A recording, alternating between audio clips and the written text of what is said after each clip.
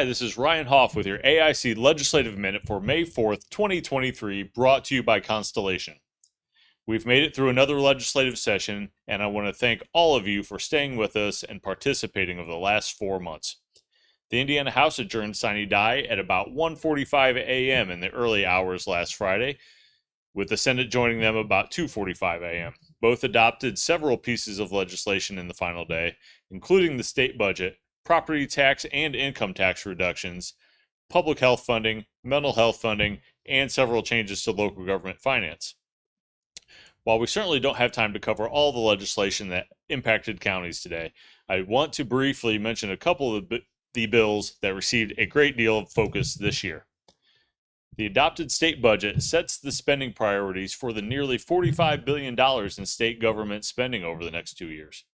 While K through 12 education and Medicaid comprise 61% of the overall spend, there are significant investments for counties across the state.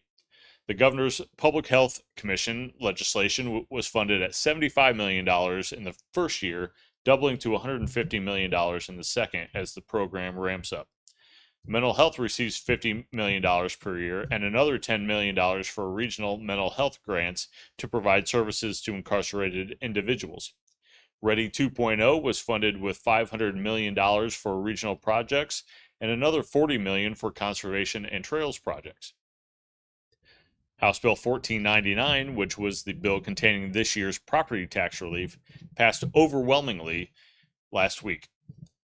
The bill provides both a standard and supplemental homestead deduction increase, as well as capping the max levy growth quotient, and provides new options for counties to adopt property tax relief as well.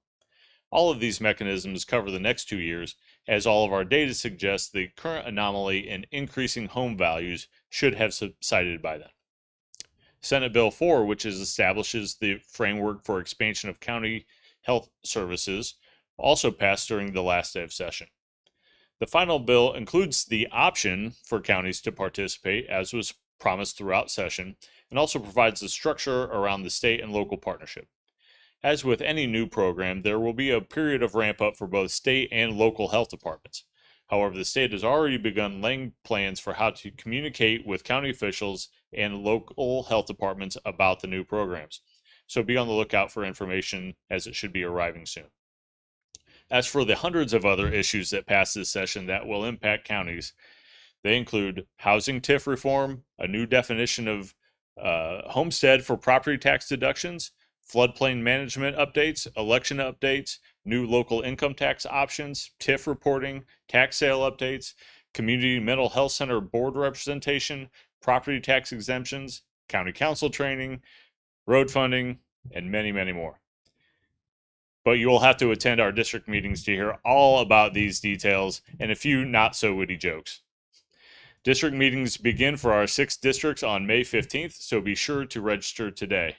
All the dates, times, and locations are available on the AIC website, www.indianacounties.org. Thank you for your support this session. This has been the AIC Legislative Minute, brought to you by Constellation.